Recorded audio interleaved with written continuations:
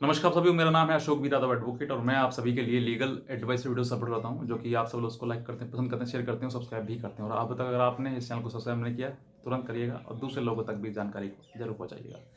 बहरहाल आज हम बात करते हैं कि बहुत सारी पत्नियां जो मुझे फ़ोन करती हैं, मुझे बोलती हैं कि सर हमारा हम तो रहना चाहते हैं, मैं हर हालात में अपने पति के साथ रहना चाहती हूँ, लेकिन वो ही नहीं रख रहा है मुझे। तो जब मैं उनसे पूछता हूँ कि कारण क्या है ऐसा, क्यों एक पति अपनी पत्नी को छोड़ना चाहता है, वो नहीं रखना चाहता, तो फिर कहती हैं कि मुझे बहुत सारी मेरे मतलब मेरी लड़ाई झगड़े रहते थे, सास से लड़ाई झगड़े रहते थे, पत्नी मुझे, मैं भी उनसे कहती थी, मैं भी उसको गाली गलौज करती थी और वो भी मुझे करते थे। तो ऐसी कई प्रकार की चीज़ें सामने आई और बाद में पता चली कि गलती कहीं ना कहीं पत्नी की ही होती है।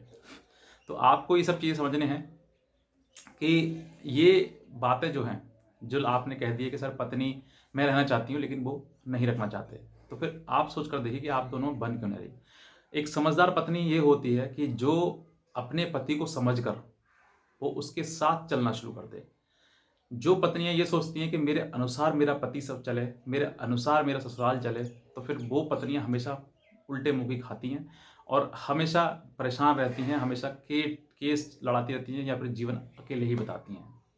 तो आज मैं आपको ये बताऊंगा कि देखिए, मैं किसी विशेष जेंडर के लिए नहीं हूँ, ना ही किसी जेंडर के लिए खिलाफ हूँ किसी के। मैं बस चाहता हूँ कि आप दोनों पति पत्नी परिवार के साथ रहें और परिवार के साथ जो रहने में जो मज़ा है ना, वो जीवन स्वर्ग जिसे कहते हैं ना, वो वही है। और जो इंसान, जो पत्नियां अलग रहती हैं या फिर पति को छोड़कर अपने मायके में रहती है, उनके उनको मायका अच्छा लगता है, तो वो जीवन जीते जी अपने जीवन को नरक बना रही हैं। तो आपको नरक नहीं बनाना है, स्वर्ग बनाना है। और जिस घर में आपको ब्याया है उस घर में हर एक परेशानी आप झेलें। परेशानी सबके जीवन में आती है, ऐसा कोई व्यक्ति नहीं है इस धरती पे जिसको परेशानी ना हो। उसको कहीं ना कोई मतलब दुख जरूर है, क्योंकि जीवन ही दुख देने के लिए, दुख लेने के लिए होता है। तो आप ना दुखी रहिए, ना दुखी दुख दीजिए, ना दुख लीजिए। बेहतर है जिस परिवार में सोच, बहुत सारी ऐसी महिलाएं जो बोलती हैं सर हमारा पति हमको मारता है, हमको पीटता है, तो वो भी पागल नहीं है, वो भी मारता पीटता होगा तो किसी कारण बस आपके, या तो आपकी जवान ज़्यादा चलती है, या आपकी ऐसी डिमांड है, या फिर आप कुछ और चाहती हैं, या फिर घर में कलिश करती हैं आप, तो वैसे भी आप सब चीज़ें कर सकती हैं। तो ये सब चीज़ें आपको कम से कम रोक के रखें कि ना करें कलेश। गुस्सा आपको आता है, थोड़ा सा कंट्रोल करके रखें। पति भी आपका ये कहे वाकई मेरी पत्नी बहुत अच्छी है, तो ऐसी भी सोचें आप। तो ये आज मैं आपको बताता हूँ कि जो पत्नियां चाहती हैं कि मैं अपने पति के साथ रहूं और उनके साथ ही अपना जीवन व्यतीत करूं, तो उनको क्या क्या करना चाहिए, आज मैं आपको विशेष खुले बात बताऊंगा आपके लिए। और जिन पत्नियों ने जो मैंने बताया आपको वो कर लिया, तो समझ कर देखिए, मैं कहता हूँ कि आप 100% आपका घर कोई भी नहीं बिगाड़ सकता।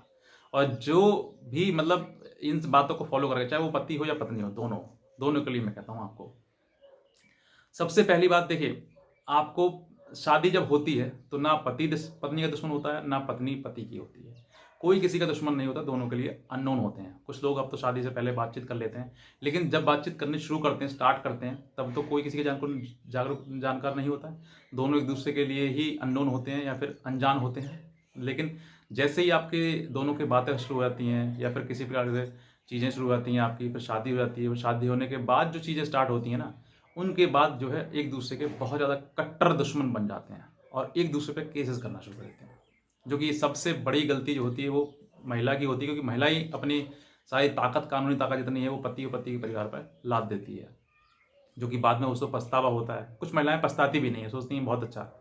लेकिन जो महिलाएं पछताती हैं वो अपना घर कहीं ना कहीं सोचती है कि बन जाए। तो आज मैं उन्हीं महिलाओं के लिए हैं जिन्होंने केस तो कर दिए लेकिन बाद में पछताना हो रहा है उनको, और सोचती हैं कि अब मुझे अपने परिवार में रहना चाहिए, अपने पति के साथ रहना चाहिए, क्योंकि वही मेरा जीवन है, वही मेरा जीवन सुखी है। और अब माता पिता के पास रहकर अगर आप बहुत ज़्यादा सुख भोग रही हैं, तो वो अपने आप में एक दुख है। आप अपनी नहीं समझते होंगे, लेकिन उन माता या उन पिता से पूछिए जिन्होंने अपनी बेटी किसी दूसरे घर ब्याह दी और ब्याहने के बाद वापस अपने मायके आ गई है, पिता के घर पर आ गई है और वहीं पर आप अपना जीवन व्यतीत कर रही है। तो वो एक बहुत बड़ा दुख है। आपको दुख ना होता होगा, लेकिन उन माता पिता या भाई को, उनको भी दुख होता है कि हमारी बहन हमारे घर पर ही है, वो क्यों नहीं जा रही है। तो उसको जाना चाहिए, क्योंकि बेटी जो है वो पराए घर का धन है। अपने घर में वो अच्छा नहीं लगती है, ना ही सामाजिक रूप से, ना ही किसी सम्मान के रूप से। तो बहरहाल, अगर आप चाहती हैं कि मैं अपने पति के घर पर जाऊं, तो पति के घर पर रहने के लिए आपको कुछ ऐसे काम करने हैं जिनसे कि आप अपने पति का दिल भी जीत सकें, पति के साथ साथ में पति के परिवार वालों को भी जीत सकें। अब अगर मान लीजिए, मैं कह रहा हूँ आपसे गलती कर दी आपने, बहुत सारे केसेस भी कर दिए, या फिर केस नहीं किए, अभी गलती करी है और और कहीं ना कहीं आप दोनों में अनबन हो गई है, तो आप बनाने की सोचिए पूरी तरीके से। बहुत सारे ऐसे भी पति हैं या मतलब ससुराल वाले या मायके वाले हैं, वो बेटी को ये समझाते हैं कि पता ना तुमको कोई वो मार ना दे, अब कहीं तुमको कुछ कर ना दे, कहीं तुम्हारा कुछ कर ना कर दे। इस तरीके से क्या है, इससे क्या है, इस जब पति के ऊपर केस लगा देते हैं तो पति के भी घर वाले परिवार वाले उसको गलत समझाना शुरू करते हैं, और जब बेटी मायके चली जाती है तो बेटी के मायके वाले भी या उसके रिश्तेदार या उसके घर वाले भी उसको गलत सिखाने लगते हैं कि तुझे कहीं ना कुछ कर देंगे। तो इन दोनों बीच में जो बातें आ रही हैं, यानी कि जो पति है उसको घर वाले उसको समझा रहे हैं कि अरे बहुत बेकार है, बहुत वो है, ऐसी महिलाएं मरवा देती हैं, ऐसी कुछ करवा देती हैं, ऐसे सोचते हैं। या फिर बेटी उनके घर पर है, मायके में है, तो बेटी के लिए ये बताते हैं कि तुझे तेरा परिवार तेरा पति मार देगा, तुझे ऐसा कर देगा, कुछ करवा देगा, कुछ खिला देगा, ऐसे कुछ चीज़ें, बहुत सारी चीज़ें। तो इन दोनों में आप सोच कर देखिए कि जो दोनों पति पत्नी है, दोनों पास में होना चाहिए उनको, आज वो इसी कारणों बस वो दोनों एक दूसरे से अलग अलग और अलग होते चले जा रहे हैं। कहीं ना कहीं ये गलतियां आपने भी करी हैं कि आपने पति के साथ नहीं बनाई, और या फिर पति ने पत्नी के साथ नहीं बनाई। तो कहीं ना कहीं दोनों से गलतियां हुई, और उस गलतियों के बीच में क्या हुआ कि कुछ घर परिवार के लोग ही बीच में घुस गए, और घुसने के बाद उन दोनों ने ही उन दोनों का परिवार जो है वो खराब कर दिया। अब दोनों खींचने लगे, अब मायके वाले पति वाले लड़के अपनी तरफ खींचने लगे और लड़की वाले अपनी तरफ खींचने लगे, मतलब कान उनके भरने लगे, समझाने लगे उनको कि ऐसा हो जाएगा। तो ऐसा हो जाएगा इस वजह से, डर की वजह से ना पत्नी अपने मायके में आती है, ससुराल में आती है, और ना पति ससुराल जाता है अपने उसको बुलाने के लिए। तो क्या हुआ, पूरा जीवन ऐसे ही व्यतीत हो गया, और लास्ट में मिला तो क्या समझ सकते हैं आप। तो ये जब चीज़ें हैं ये आपको नहीं करनी है, आप दोनों एक दूसरे के साथ में मिलकर रहें, और ऐसा कोई भी पत्नी कदम ना उठाए जिसकी वजह से मन में शक या डाउट स्टार्ट हो।